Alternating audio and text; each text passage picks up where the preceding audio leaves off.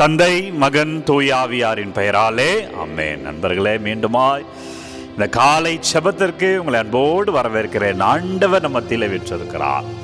எனவே உங்களை முழுமையாய் அர்ப்பணிங்க. குறிப்பாய் இன்றைக்கு புதன்கிழமை உங்கள் குடும்ப உறுப்பினர்களை எல்லாம் ஒப்பு கொடுத்து ஜெபிப்போம். ஏனென்றால் புதன்கிழமை சூசையப்பரின் நாள். குடும்பத்தினுடைய பாதுகாவலராய் சூசையப்பர் இருப்பதால் குடும்ப உறுப்பினர்களை எல்லாம் ஒப்பு கொடுக்கிறேன். ஆண்டவர் நீங்க தொடுங்க. மேலும் ஒவ்வொரு நாளும் இந்த சேனல் வழியாக நிறைய பேர் ஜெப கருத்துக்களை சொல்லிக் கொண்டே இருக்கிறார்கள். தனிப்பட்ட முறையில் அந்த வாட்ஸ்அப் எண்ணுக்கு அனுப்புகிறார்கள். இந்த வீடியோவின் அருகில அவர்கள் செய்தியாக குறுஞ்செய்தியாக வைக்கிறார்கள். ஒவ்வொரு ஜெப கருத்துக்களையும் ஒப்பு கொடுப்போம். ஆண்டவரை ஒப்பு கொடுக்கிறேன். குழந்தைக்காக ஜெபிங்க. பேய் பிசாசு தொல்லைகள் நீங்க ஜெபிங்க. வீட்டில் ஆசீர்வாதத்துக்காக ஜெபிங்க. உடல் சுகத்துக்காக ஜெபிங்க. எனவெல்லாம் கருத்துக்களை, எனவெல்லாம் பெயர்களை, யார் யார் பெயரெல்லாம் அறிக்கையிட்டார்கள் ஆண்டவர் ஒவ்வொன்றையும் உங்க பாதத்தில் வைக்கிறேன். அப்பா, நீங்க ஒவ்வொருவரையும் தொடுங்க. யாரெல்லாம் இந்த ஆராதனை மூலமாய் ஜெபிக்கிறார்களோ கேட்கிறார்களோ ஒவ்வொருவரும் தொடப்படுவார்களாக. எனவே இதோடு தொடர்ந்து இந்த நாளுக்குரிய இறை வார்த்தைக்கு செல்வோம். அன்பர்களே, இந்த நாளுக்குரிய இறை வார்த்தை எபேசிய புத்தகம் 5வது அதிகாரம் 14வது வார்த்தை. இந்த இறை வார்த்தையை ஒவ்வொரு நாளும் ஒவ்வொரு இறை வார்த்தையில ஆராதனை, இந்த ஜெபம். ஒவ்வொரு வேலையிலுமே நீங்கள் துன்பங்கள், கவலைகள், கஷ்டங்கள் எல்லாம் சந்திக்கிறீங்க என்றால், உங்களுக்கு ஏதாவது குழப்பமான சூழல்கள்லாம் வருகிறது என்றால், சில பிரச்சனைகள் எல்லாம் வருகிறது என்றால், இந்த இறை வார்த்தையை சொல்லி ஜெபிங்க. அதனால்தான் காலை வேலையில இந்த இறை வார்த்தை உங்களுக்கு தருகிறேன். இன்றைய நாளுக்குரிய இறை வார்த்தை எபேசியர் 5:14. தூங்குகிறவனே விழித்தெழு, இறந்தவனே உயிர்த்தெழு, கிறிஸ்து உன் மீது ஒளிர்கிறார். எபேசியர் 5:14.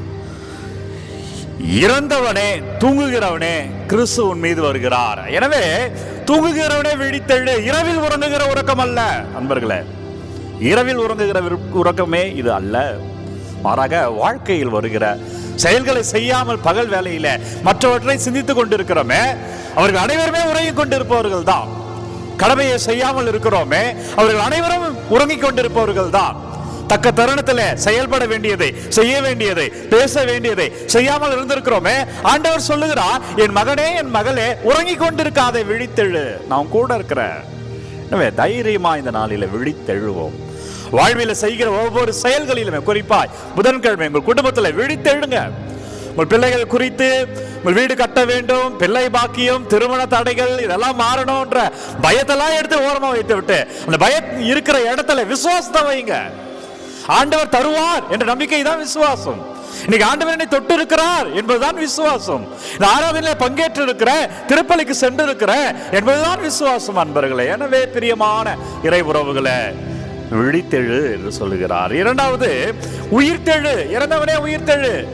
முடியாதுன்னு நினைச்சவங்க, நம்ம குடும்பம் இவ்வளவுதான் அப்படின்னு நினைச்சு கொண்டிருப்பவர்கள், நம்ம இதுல இருந்து மீண்டு வரவே முடியாது என்று இருக்கிறவர்களை விழித்தெழு, உயிர்த்தெழு என்கிறார். நான் உனக்கு வாழ்க்கை தரேன் சொல்கிறார்.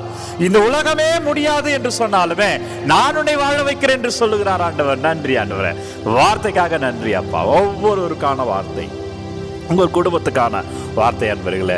குடும்பம் கண்ணீரில் இருக்கிறீங்களா, கவலையில் இருக்கிறீங்களா, கடன் தொல்லையில் இருக்கிறீங்களா, வட்டி கட்ட முடியவில்லை என்று இருக்கிறீங்களா, பிள்ளைக்கு எப்படி ஃபீஸ் கட்ட போறேன், காலேஜுக்கு எப்படி சேர்க்க போறேன், எப்படி பிள்ளைகளை கரை சேர்க்க போறேன் என்று இருக்கிறீர்களா, கணவன் மனைவி சண்டைகளோடு இருக்கிறீர்களா, மாமியார் மருமகள் பிரச்சனைகளோடு இருக்கிறீர்களா, குடும்ப உறவு பிரச்சனையில இருக்கிறீங்களா, முடியாதுன்னு நினைச்சிட்டீங்களா, ஆண்டவர் சொல்கிறார், நான் அதை முடியும்படியாய் செய்கிறேன்.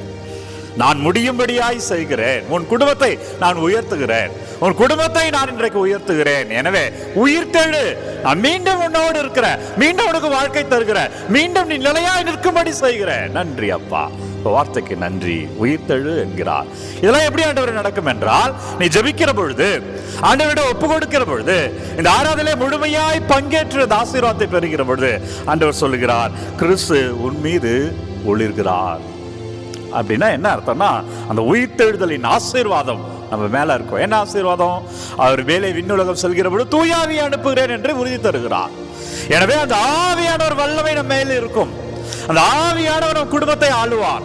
இவ்வளவு நாள் பயம் நம்மை ஆண்டு இருக்கலாம், இவ்வளவு நாள் கடன் சுமைகள் நம்மை ஆண்டு இருக்கலாம், இவ்வளவு நாள் நிறைய மனிதர்கள் நம்மை ஆண்டு இருக்கலாம். ஆனால் ஆண்டவர் சொல்லுகிறார், நீ என்னில நம்பிக்கை வைக்கிற பொழுது, நீ என்னை தேடுகிற பொழுது, நீ என்னில விசுவாசம் கொண்டு வருகிற பொழுது, நான் உன்னை ஆளுவேன். ஆவியின் வல்லமையில நீ ஆளப்படுவாய். எனவே விழித்தெழு. தைரியமா போங்க. நல்ல நேர்மறையான சிந்தனையோடு பாசிட்டிவாவே இருங்க. உயிர்த்தெழு, இனி நடக்கும். முடியாததை கூட அவர் முடித்து வைப்பார். நன்றாக ஜெபித்து விட்டு இந்த ஆராதனை ஆசீர்வாதத்தை பெற்று விட்டு தைரியமாக செல்லுங்கள் பிள்ளைகளை. உங்கள் குடும்பமும் நீங்களும் மீட்கப்படுவீர்கள். உங்கள் குடும்பத்தை அவர் உயர்த்துகிறார். மீண்டும் சொல்ற, விசுவாசத்தோடு நம்பிக்கையோடு ஜெபிக்கிற பிள்ளைகளை, விசுவாசத்தை முன்வைத்து கேட்கிற பிள்ளைகளை, உங்கள் குடும்பத்தை அவர் உயர்த்துகிறார். நன்றி ஆண்டவரே. குடும்பங்களை எல்லாம் ஒப்பு கொடுக்கிறேன். பிள்ளைகள் என்னவெல்லாம் கருத்துக்களை வைக்கிறார்கள், எதுவெல்லாம் வேண்டும் என்று கேட்கிறார்கள். அப்பா நீங்க தொடுங்க ஆண்டவரே, நீங்க ஆசீர்வதிங்க. இறைவா நீங்க வழி நடத்துங்க. வல்லமையான இறை கிருபையில நீங்கள் வாழ்வீர்கள். உங்கள் வீட்டிலே நல்லது நடக்கும். ஆண்டவர் உங்களை நிறைவாக ஆசீர்வதிப்பாராக. ஆமென். ஜெபிப்போமாக. இறைவா, இந்த வியப்புக்குரிய திருவருட்சாதனத்திலே உடைய திருப்பாடல் நினைவை எங்களுக்கு விட்டு சென்று திருவுடல் திரு ரத்தம் ஆகியவற்றை மறைபொருளை வணங்கும் நாங்கள் உடைய மீட்பின் பலனை இடைவிடாமல் அனுபவிக்க அருள் புரியும். என்றென்றும் வாழ்ந்து ஆட்சி செய்கின்றோமை மன்றாடுகிறோம். ஆமேன். எல்லாம் வல்ல இறைவன் தந்தை, மகன், தூய ஆவியார் உங்களை நிறைவாய் ஆசீர்வதிப்பாராக. அன்பர்களே, ஒவ்வொரு நாளும் விடியற் காலை 3 மணிக்கு இந்த ஆராதனையை வழங்கி கொண்டிருக்கிறோம். இந்த ஆராதனை யாருக்கு தேவை என்று நினைக்கிறீர்களோ அவர்களோடும் பகிர்ந்து கொள்ளும்படி உங்கள் அன்போடு கேட்டுக்கொள்கிறேன்.